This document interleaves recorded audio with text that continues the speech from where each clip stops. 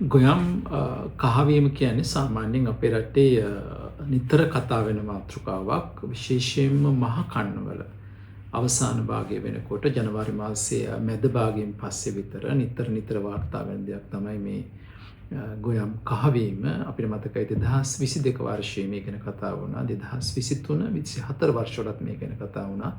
දැන් නැවතත් 2026 වර්ෂයේ මහකන්නේ අවසාන භාගයේ ළඟා වෙනකොට කතිකාවක් ඇති වෙලා තිබෙනවා ගොයම් කහවීම සම්බන්ධ. මෙවර මෙලෙස ගොයම් කහ පැහැවෙන්න බලපා ඇති ප්‍රධාන කාරණා කීපයක් අපිට හඳුනගන්න පුළුවන්. අඩු වැඩි වශයෙන් විවිධ ප්‍රදේශවල මේ කාරණා ටික තමයි දකින්න ලැබෙන්නේ.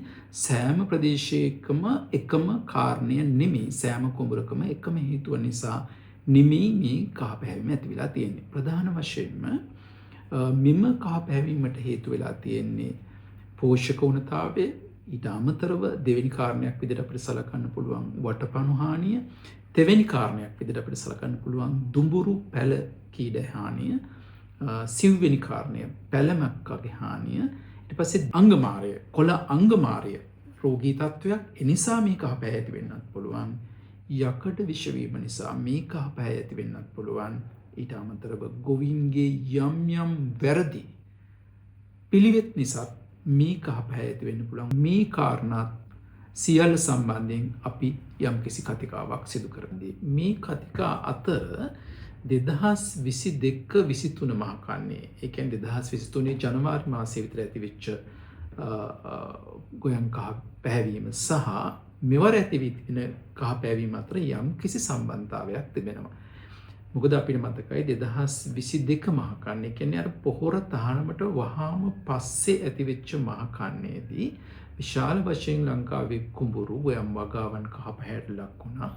එතෙන්දී ඇත්තටම සිදු වුණේ පොහොර නොමැතිවීම නිසා. ඒ කියන්නේ පෝෂක ඌනතාවය නැත්නම් පෝෂණ ඌනතාවය නිසා විශාල වශයෙන් ඒ කියන්නේ ගොවීන්ට පොහොර තිබුණේ නෑ තමන්ගේ ශේෂ්ත්‍රවලට යොදන්න. ඒ නිසා ගොයම් කහ පැහැති වුණා. ඒ වගේම තව තත්ත්වයක් ඇති වුණා. ඒ පොහොර නොමැති නිසා ගොවීන් විකල්ප භාවිතයන්ට ගියා. ඒ කියන්නේ කාබනික ද්‍රව්‍ය ගුණාත්මය තහවුරු නොකරපු කොම්පෝස්ට් වැනි දේ භාවිතා කරා. මේවායින් තමන්ගේ ශේෂ්ත්‍ර කුඹුරු ආසාදනයට ලක් වුණා. වටපණු හානිය වැනි ආසාදනයට ලක් වෙලා 2022 වර්ෂයේ අවසානයේ 2023 ආරම්භයේදී මහකන්නේ විශාල වශයෙන් කතිකාවක් ඇති වුණා. එම තත්ත්වය හා සමානම තත්ත්වයක් තමයි දැන් අපට අසන්නට ලැබෙන්නේ දිත්වා සුලිකුණාටුව සහ පසුව ඇතිවෙච්ච විශාල ගම්වතුරින් පස්සේ අපිට ඉතා පැහැදිලි මේ කුඹුරු විශාල වශයෙන් හානියට ලක් වුණා. එනිසා දැනට ඇති වෙලා තිබෙන කහ පැහැවීම සහ ඒ විශාල ගම්වතුර තත්ත්වය අතර පැහැදිලි සම්බන්ධතාවයක් තිබෙනවා. මම එහෙම කියන්නේ නිකම්ම නෙමෙයි. මොකද අපිට පැහැදිලි ඒ ගම්වතුර නිසා ලංකාවේ දිස්ත්‍රික්ක 20ක පමණ කුඹුරු යම්කිසි හානියකට ලක් වුණා. සහ තවත් දිස්ත්‍රික්ක කීපයක් හානියට ලක් වුණේ නැහැ. අපිට මේ කහ පැහැවීම මේ හානියට ලක් නොවුණු දිස්ත්‍රික්කවල පැහැදිලි ලෙස දක්නට ලැබෙන්නේ නැහැ. උදාහරණයක් දකුණු පළාතේ කුඹුරුවල මේ කහ පැහැවීම ඊතරම්ම දක්නට ලැබෙන්නේ නැහැ. නමුත් විශාල වශයෙන් හානියට ලක් වෙච්ච ප්‍රදේශවල කුඹුරුවල මේ හානිය විශාල වශයෙන් තියෙනවා. නිසා පැහැදිලි කරගන්න පුළුවන් මේ දෙක අතර යම්කිසි සම්බන්ධතාවයක් තිබෙනවා කියලා. සහ ඒතර අර මම කිව්වා වගේ ගංවතුර නිසා මොකක්ද ඇති වෙන්න පුළුවන්? ගංවතුර නිසා ඉතා පැහැදිලි ලෙස පෝෂක ඌනතාවයන් ඇති වෙන්න පුළුවන්. ලෙඩ රෝග පැතිරෙන්න පුළුවන්. වල් පැල පැතිරෙන්න පුළුවන්. නමුත් කනගාටුදායක කාරණය තමයි බලධාරීන් මේ සම්බන්ධයෙන් සාපේක්ෂව අඩු සැලකිල්ලක් යෙදුවේ. මොකද කෘෂි බලධාරීන්ගේ ප්‍රධානම ඉලක්කය වෙලා තිබුණේ ගංවතුරෙන් පස්සේ නැවත වගාව කරන්නේ කොහොමද කියන එක.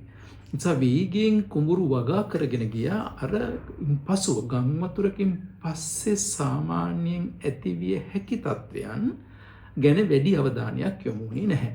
සාමාන්‍යයෙන් ගම්වතුරකින් අපි දකිනවා දැන් මේ අවස්ථාවේ උනේත් ඇත්තටම පෝෂක ඌනතාවයක් ඇති වුණේ ඇයි? පළවෙනි දේ තමයි මේ හානියට ලක් වෙච්ච සමහර කුඹුරු වල පස නැත්නම් අර මඩ ස්තරයේ මේ සේදිලා ගියා. විශාල වශයෙන් ඝාතනයට ලක් වුණා. ඒ කියන්නේ මේ පොහොර ස්තරය තමයි සෝදගෙන ගියේ. එක හේතුවක් ඒක. තව හේතුවක් තමයි මේ සමහර කුඹුරු වල වැලි ස්තර, වැලි තට්ටු තැන්පත් වුණා. වැලි කියන්නේ කිසිම පෝෂණයක් තිබෙන පෝෂණයක් සැපිය හැකි මාධ්‍යයක් නෙමෙයි. මෙලෙස වැලි තැන්පත් වුණාට පස්සේ ඒ තැන්පත් වෙච්ච වැලි ඉවත් නොකර තිබෙනවා නම් ඉන් පසුව වගාවට යම්කිසි පෝෂණ හානියක් නැත්නම් පෝෂක ඌනතාවයක් ඇති වෙන්න පුළුවන්. ඒ වගේම අපි දැක්ක මේ පිටතින් දැන් වතුරත් එක්ක පිටතින් පස් සෝදගෙන එනවා. පස් සෝදගෙන එනවා. මේවා සමහරක් නිසරු පස් වෙන්නත් පුළුවන්. මේව තැම්පත් වෙලා තියෙන්නත් පුළුවන්. සහ වැදගත්ම කාරණය තමයි රජය නිල වශයෙන් පිළිගත්තා මේ සුලිකුණාටුව පැමිණීමට කලින් ගොවීන්ගෙන් 70%ක් විතර හෝ ඊටත් වැඩි ප්‍රමාණයක් සංඛ්‍යාත්මකව ගත්තොත් ගොවීන් 6,50,000ක් පමණ තමන්ගේ පොහොර සහනාධාරයේ පළමු වාරිකය ලබාගෙන තිබුණා. ඒතර ඔවුන් විශාල වශයෙන් කුඹුරුවල පළවෙනි පොහොර මුරය භාවිතා කරලා තිබුණා. ඒතකොට පොහොර මුරයක් නැත්නම් පොහොර දැම්මට පස්සේ විශාල ගම් වතුරක් ආවොත් ඉතා පැහැදිලි මේ පෝෂක වලින් සෑහෙන ප්‍රමාණයක් සේදිලා යනවා. භෝගයට උරා ගන්න නැහැ. ශාකය ලබා ගන්න නැහැ. ඒ නිසා නැවත පොහොර මුරයක් දැම්මේ නැත්නම් එය නිවැරදි කරේ නැත්නම් පැහැදිලි අර පළමු පොහොර භාවිත තිබුණාට පොහොර භාවිතා කරාට යම් කිසි හානියක් සිදු වෙන්න පුළුවන් කියලා. මේ තත්ත්ව සියල්ලම හේතු කරගෙන අපිට පුළුවන් දකින්න යම් කිසි ආකාරයක පෝෂක ඌනතාවයක් මේ හානියට ලක් වෙච්ච වගාවල කුඹුරු වල දක්නට ලැබෙනවා. හැබැයි මේක කොහොමද වෙන් කරලා හඳුනාගන්නේ? ගොවීන් විශාල වශයෙන්ම වරද්ද ගන්න තැනක් තමයි මෙවැනි කහ පැහැයක් ඇති වුණාට පස්සේ. මොකද කහ පැහැයන් ඇති වෙන්න පුළුවන් විවිධ හේතුන් තිබෙනවා. මේ හේතුන් නිවැරදිව හඳුනාගන්නේ නොමැතිව ප්‍රතිකාරයන් කරන්න ගියොත් එහෙම තවත් සංකුලතා ඇති වෙන්න පුළුවන්. තවත් වැරදි පැතිවලට යොමු වෙන්න පුළුවන්. තවත් කහ පැහැ වැඩි වෙන්න පුළුවන්. ඒ නිසා වැදගත්ම වන දේ තමයි මේ කහ පැහැය ඇති වුණේ කුමන හේතුවක් නිසාද කියන එක පැහැදිලිව හඳුනා ගැනීම. මේ වෙනකොට මේ වගාවන් වල විශාල වශයෙන්ම දකින්නට හම්බෙන්නේ පොටෑසියම් ඌනතාවයක්. එතකොට මේ පොටෑසියම් හෝ යම්කිසි ආකාරයක පෝෂණ ඌනතාවයක් නම් මේ හඳුනා ගැනීමේදී අපිට විශේෂයෙන් භාවිතා කරන්න පුළුවන් නිර්ණායක කීපයක් තිබෙනවා. සාමාන්‍යයෙන් වගාවක පෝෂක ඌනතාවයක් එකවර සමස්ත ශේෂ්ත්‍රයේම නැත්තම් ඒ කුඹුර පුරාම දක්නට ලැබෙන්නේ නැහැ. කුඹුරේ තැනින් තැන තමයි දක්නට ලැබෙන්නේ. ඒතකොට තැනින් තැන කහ පැහැවිලා තියෙනවා නම් අපිට හිතා ගන්න පුළුවන් දල අදහසක් ගන්න පුළුවන් මේ පෝෂක ඌනතාවය තමයි කියලා. ඉන්පසු අපි හිතමු දැන් මේ වගාවන් බොහෝ වෙලාවට දින 40 50 60 70 වගේ මට්ටමේ තිබෙන වගාවන් තමයි දැන් ලංකාව පුරාම තියෙන්නේ.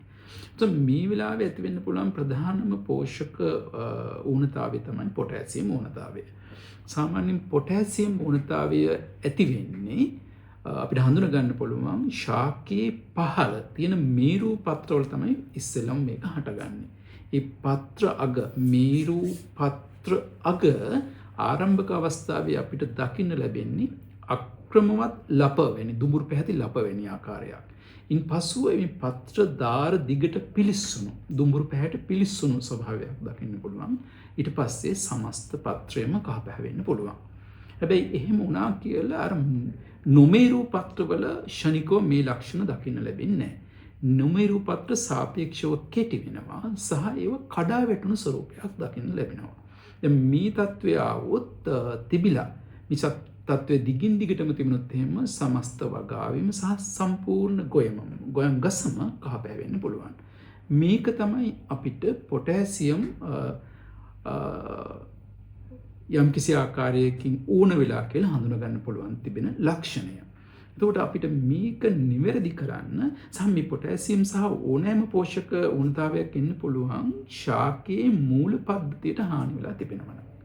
මූල පද්ධතියට හානි වෙලා තිබෙනවා. සහ අපිට දැන් වෙලාවක් නැහැ සාමාන්‍ය විදියට ප්‍රතිකාර කරලා ඒ කියන්නේ පොහොර යොදලා නිවැරදි කරන්න. මොකද යම්කිසි කාලයක් ගත වෙලා තියෙන්නේ දැන්. මල් පීදන අවධිය, බණ්ඩි අවධිය මෙවැනි අවධි වල තමයි දැන් අපේ ගොයම් තිබෙන්නේ. ඒතර වඩාත්ම සුදුසු ක්‍රමය තමයි දියර පොහොරක් භාවිතය. මුල් හානියට ලක් වෙලා තිබෙනවා නම් සාමාන්‍ය විදිහට පොහොර භාවිතා කරාට ශාකයට උරා ගැනීමේ හැකියාවක් නැහැ. නිසා වඩාත්ම හොඳ දේ තමයි දියර පොහොර සාපේක්ෂව වැඩි පොටෑසියම් සාන්ද්‍රණයක් තිබෙන දියර පොහොර භාවිතා කරන එක. එවැනි පොහොරක් භාවිතා කරනවා නම් සමහර ලාවට එක්වරක් පමණක් භාවිතය ප්‍රමාණවත් නොවන්න පුළුවන්. අවශ්‍යතාවය මත තවත් වරක් භාවිතා කරන්න දින කිහිපයකට පස්සේ ඒකට පොටෑසියම් ඌනතාවය නම් තිබෙන්නේ ඔබේ වගාවට මෙමගින් එය නිවැරදි කරගන්න පුළුවන්. පෝෂක ඌනතාවයක් නොවන්නේ නම් සහ පෝෂක ඌනතාවය සමග ඇතිවෙන්න පුළුවන් තවත් ආකාරයක් තමයි වටපණු හානිය නැත්නම් නිමටෝඩා හානිය නිසාත් මේ කහපැහැය ඇති වෙන්න පුළුවන්. නිමටෝඩා හානිය ඇති වුණත් මේ කහපැහැවීම අපිට දකින්න පුළුවන් වෙන්නේ ශේෂ්ත්‍රයේ තැනින් තැන.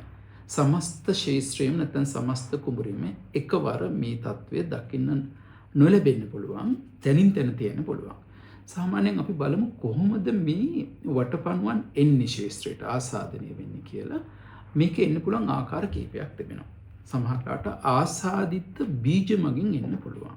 ආසාදිත පැල මගින් එන්න පුළුවන්. ඔබගේ තවාන ආසාදනයට ලක් වෙලා තිබුණා නම් ඒ තවාණෙන් එන්න පුළුවන්.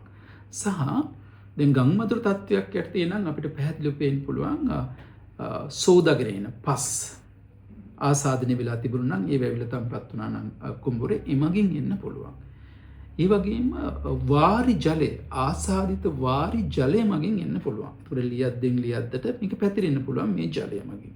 සහ තවත් ආකාරයක් තමයි ගොවීන් භාවිතා කරන උපකරණ උදළු වැනි උපකරණ වලිනුත් මේක පැතිරෙන්න පුළුවන්. ඒ වගේම යන්ත්‍ර ස්ත්‍රෝත්‍ර ට්‍රැක්ටර් වගේ වෙනුත් මේක පැතිරෙන්න පුළුවන්. තවත් ආකාරයක් තමයි සමහර වල් පැලෑටි මේ වටපණුවන්ට දාරක ශාක ලෙස විකල්ප දාරක විදියට ක්‍රියාත්මක වෙන්න පුළුවන්. සමහර වල් පැලෑටි නිසාත් මේක ඇති වෙන්න පුළුවන්. තවත් ආකාර කීපයක් තිබෙනවා. පොහොර යෙදීම අක්‍රමවත් නම් සහ සමහරලාට සමහර පොහොර වැඩිපුර භාවිතා කරලා තියෙනවා. ඒ පෝෂක අක්‍රමවත් භාවයෙන් තුලිත බවක් නොමැති නිසා මේ තත්ත්වය ඇති වෙන්නත් පුළුවන්. සමහරලාට පෝෂණය නොමැති වීම නිසා මේ තත්ත්වය ඇති වෙන්න පුළුවන්. මේ වැනි විවිධ ආකාරවලින් නිමටෝඩාවන්ට ඇවිල්ලා තමන්ගේ මේ වගාවට හානි කිරීමේ අවස්ථාව තිබෙනවා. දැන් අපි මේක හඳුනගත්තට පස්සේ මේ ව්‍යාප්ත වෙන්න පුළුවන්. විශේෂයෙන් මේ කන්නෙන් ඊළඟ කන්නයටත් යන්න පුළුවන්. මේ ලියද්දෙන් ඊළඟ ලියද්දටත් යන්න පුළුවන්. ඒ නිසා ප්‍රතිකාර කිරීම අවශ්‍ය වෙනවා. ප්‍රතිකාර කිරීමේදී නැත්නම් නිවැරදි කිරීමේදී ඔබගේ ශේත්‍රයේ මෙය ඊතරම් බහුල නැත්නම් හානිය ඊතරම් දරුණු නැත්නම් වඩාත්ම හොඳ දේ තමයි නිවැරදි පෝෂණයක් ලබා දීලා ශාකයට නැගී සිටීම නැත්නම් ප්‍රතිශක්තිය ලබා දෙන එක. නිසා පෝෂණය ලබා දීම මේ අවස්ථාවේ මුල් හානි වෙලා තියෙන්නේ. අපිට ඒක හඳුනා ගන්න පුළුවන්. ඔබ සැක කරනවා නම් මේ වටපණු හානිය කියලා ප්‍රවේශමෙන් මේ පඳුරක් ගලවන්න මුල් වලට අර කිරි මුල් වලට අර සක්‍රීය මුල් වලට හානි නොවන විදියට පඳුරක් ගලවලා හොඳින් සෝදලා මේ මුල් අග නිරීක්ෂණය කරන්න. මේ මුල් අග තරමක ඉදිමුණු ස්වරූපයක් විශාල වෙච්ච ස්වරූපයක් සහ කොක්කක් වන අර හොකී පිත්තක ආකාරයෙන් නැමුණු ආකාරයක් දකින්න පුළුවන්. ඒ ඉතාම පැහැදිලිව දැක් ගන්න පුළුවන්. මේකට පරීක්ෂණාගාර වලට අන්වීක්ෂ භාවිතා කිරීමේ අවශ්‍යතාවයක් නැහැ. ඒක පහසුවෙන් හඳුනා ගන්න පුළුවන්. එමගින් වෙන්කර හඳුනා ගන්නත් පුළුවන්. අනිකුත් තත් වලින් වෙනස් මේක මේ නිමටෝඩා හානිය නැත්නම් මේ වටපණු හානිය කියලා හඳුනා ගන්නත් පුළුවන්. ඒතර වටපණු හානිය කියලා හඳුනාගත්තට පස්සේ ඒ තරම් බහුල නැත්තම් දරුණු නැත්තම් ඔබ කළ යුතු වන්නේ පෝෂණය සපයලා පොහොර සපයලා විශේෂයෙන්ම දියර පොහොර මොකද මුල් වලින් ආසාද මේ අවශෝෂණය කරගන්න පුළුවන් මට්ටමක නිමි වගාව තිබෙන්නේ මුල් ආසාදනය වෙලා නම් පොහොර සපයන්න දියර පොහොර සපයන්න. හැබැයි විශාල වශයෙන් 50%කටත් වැඩියෙන් ආසාදනය වෙලා නම් ඔබට රසායනික භාවිතා කළා කෘෂි රසායනික භාවිතා කළා මේක මර්ධනය කරන්න සිදු වෙනවා. එවැනි අවස්ථාවක් ආවොත් වඩාත්ම සුදුසු දේ ඔබ ළඟම ඉන්න කෘෂි උපදේශක හමුවන්න, ඒ උපදෙස් අනුව ක්‍රියාත්මක කරන්න ඔබට ඇබමැක්ටික් වැනි රසායනික ද්‍රව්‍යයක් භාවිතා කරන්න වෙනවා. සාමාන්‍යයෙන් විශාල වියදමක් දරන්න සිදු වෙනවා. හෙක්ටයාරයකට කිලෝග්‍රෑම් 50ක් වගේ විශාල ප්‍රමාණයක් භාවිතා කරන්න වෙනවා. හැබැයි පැතිරීම වළක්වා ගන්න, ඊළඟ කන්නයටත් යන්නේක වළක්වා ගන්න, අවට තිබෙන අනිකුත් ලියති වලටත් යන්නේක වළක්වා ගන්න එවැනි රසායනික ද්‍රව්‍යකින් ඒක මර්ධනය කරගන්න සිදු වෙනවා. ශාකයේ තුලිත ගොයම් ශාකයේ තුලිත පෝෂණය බිඳ වැටුණට පස්සේ නොයෙකුත් දෙවැනි තත්ත්වයන් ඇති වෙන්න පුළුවන්. ඒ කියන්නේ සමහර රෝග පහසුවෙන් ඇති වෙන්න පුළුවන් සහ සමහර පලිබෝධ පහසුවෙන් ඇති වෙන්න පුළුවන්. ඒ අතර දුඹුරු පැල කීඩෑව නිසාත් මේ කහපාට ඇති වෙන්න පුළුවන්. සාමාන්‍යයෙන් ඔබගේ වගාවේ පැල ගහන ඝනත්වය වැඩි නම්, අවශ්‍ය ප්‍රමාණයට වඩා පැල තිබෙනවා නම්, ගොයම් ගස් තිබෙනවා නම්, සහ ඔබ අධික ලෙස නයිට්‍රජන්, ඒ කියන්නේ යූරියා වගේව භාවිතා කරලා තිබෙනවා නම්, සහ ඔබ අධික ලෙස පලිබෝධ නාශක භාවිතා කරලා තිබෙනවා නම්, සාමාන්‍ය දුඹුරු පැල කීඩෑවගේ තත්ත්වය අපේක්ෂා කරන්න පුළුවන්.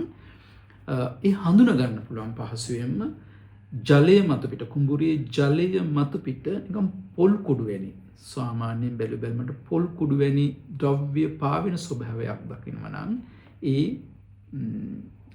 කීඩ හානිය කියලා ඉතා පහසුවෙන් අපිට පැල කීඩ හානිය කියලා පහසුවෙන් හඳුනා ගන්න පුළුවන්.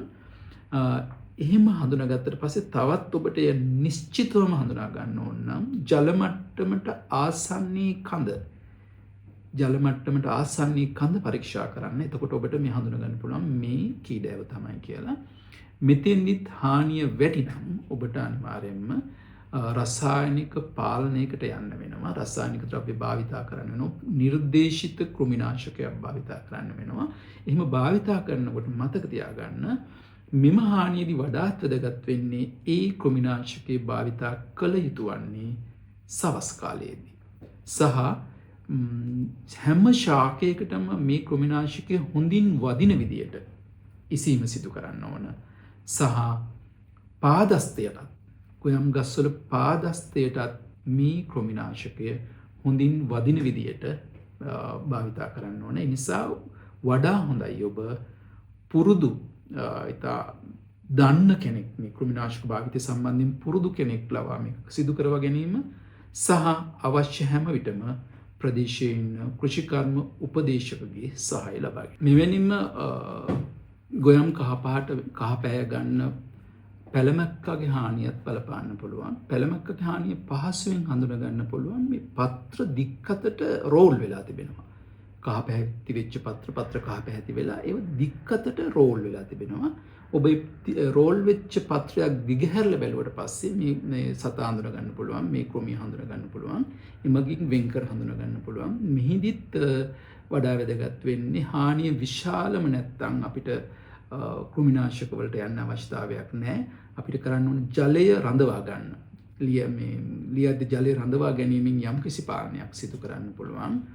හානිය වැඩි නම් අපිට යන්න වෙනවා, කෘමිනාශක භාවිතා කරන්න සිදු වෙනවා.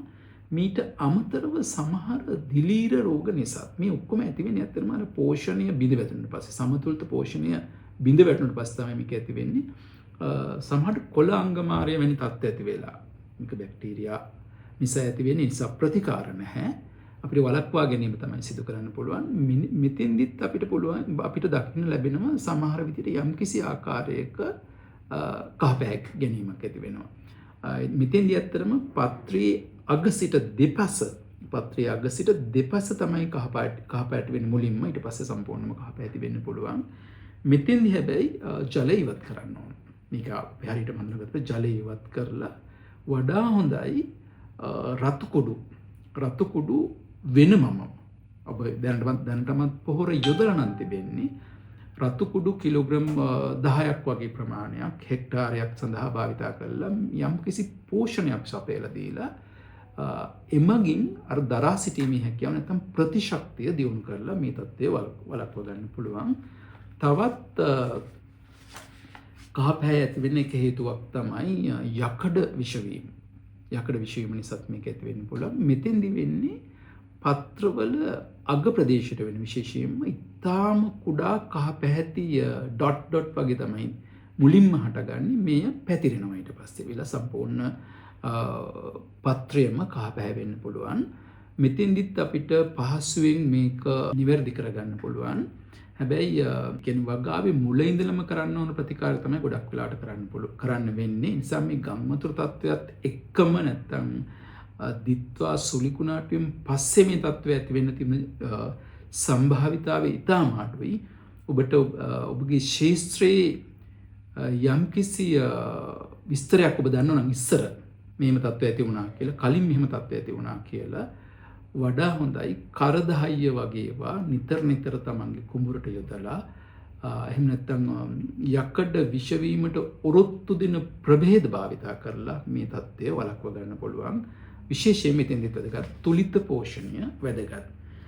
තව මතයක් තිබෙනවා මේ කහ පැහැවීම මේ වරුන්ට පවතින සීත කාලයත් එක්ක සම්බන්ධයි කියලා. එහි යම්කිසි සත්‍යතාවයක් තිබෙන්න පුළුවන්. මොකද අපි දන්නවා අධික සීතල හමුවේ ශාක පත්‍රවල අර ක්ලෝරොෆිල් බිඳ වැටෙනවා. සහ ක්ලෝරොෆිල් නිෂ්පාදනය අඩු වෙනවා. මේ නිසා යම්කිසි ආකාරයක කහ පැහැයක් ඇති වෙන්න පුළුවන්. ඒ වගේම මේ පත්‍රවල ක්ලෝරොෆිල් බිඳ වැටීම වගේම මුල් මගින් පෝෂක අවශෝෂණයත් අඩු වෙනවා. මේ නිසා යම්කිසි ආකාරයක කහ පැහැයක් ඇති වෙන්න පුළුවන්. හැබැයි මේ අවස්ථාවේ මේ කහ පැහැ ඇතිවීමට අධික සීතලයේ බලපෑම ඉතාම අවම වශයෙන් තමයි තිබුණොත් තියෙන්නේ. මේ ඔක්කොම හමුවේ මේ සියලු කාරණා හමුවේ අපි අමතක කරන්න හොඳ නෑ. සමහර වැරදි පිළිවෙත් හන්දා ගොවීන් නිතර සිදු කරන සමහර වැරදි පිළිවෙත් නිසා ඔබගේ ගොයම කහ පැහැවෙන්න පුළුවන්. දැන් අපි දකින දෙයක් තමයි සමහර වල්නාශක භාවිතා කරනකොට ගොවීන්ස් වෙළඳ පොලේ තියෙන වල්නාශක එකක් නෙමෙයි දෙකක් සමහර ඊටත් වැඩි ප්‍රමාණයක් මිශ්‍ර කරලා භාවිතා කරනවා. මේ ඊටාම නරක ක්‍රියාමාර්ග මේ නොකළ යුතු දෙයක්. ඒ වගේ සමහර වෙලාවට අපි දකිනවා ඒ නිර්දේශිත ප්‍රමාණයට වඩා භාවිතා කරනවා. තවත් සමහරලාට අපි දකිනවා දිලීරනාශක සහ දියර පොහොර මිශ්‍ර කරලා භාවිතා කරනවා. තවත් සමහරලාට අපි දකිනවා දියර පොහොර වර්ග කිහිපයක් මිශ්‍ර කරලා භාවිතා කරනවා. සමහරලාට අපි දකිනවා පොහොර වර්ග කිහිපයක් මිශ්‍ර කරලා භාවිතා කරනවා. මේවා වැරදි ක්‍රියාමාර්ග ක්‍රියාපිළිවෙත්. මිනිසත් සමහරලාවට ඔබගේ භෝගේ කහ පැහැවීම වර්ධනයේ බාලවීම වැනි තත්ත්ව ඇති වෙන්න පුළුවන්. ඒ වගේම ගොවින්ගේ පාලනයෙන් තොර සමහර කාරණා උනත් හේතු වෙන්න පුළුවන් මේ කහ පැහැවීමට. මොකද අද වෙනකොට වෙළඳ පොලේ කෘෂි රසායන ද්‍රව්‍ය වෙළඳ පොලේ තිබෙන ගුණාත්මීය තහවුරු නොකළ සමහර නිෂ්පාදන නිසා ගොවින් දන්නේ නැහැ මේවා. ගොවින් දන්නේ ඕන් මිලදීගෙන භාවිතා කරනවා. මේ ගුණාත්මීය තහවුරු නොකර පොහොර වර්ග සහ සමහර කෘෂි රසායන ද්‍රව්‍ය නිසාත් මේ තත්ත්වය ඇති වෙන්න පුළුවන්. එතෙන්දී බලධාරීන්ට ඉතා පැහැදිලි වගකීමක් තිබෙනවා මේ වෙළඳ පොළට එන කෘෂි රසායන ද්‍රව්‍යවල සහ පොහොරවල ගුණාත්මීය නිර්ණය කරන්න සහ ඔවුන්ගේ නියාමනයන්ට අනුකූලව පමණක් වෙළඳ පොළට මෙම ද්‍රව්‍ය නිකුත් කිරීමේ ක්‍රමවේදයක් හදන්න.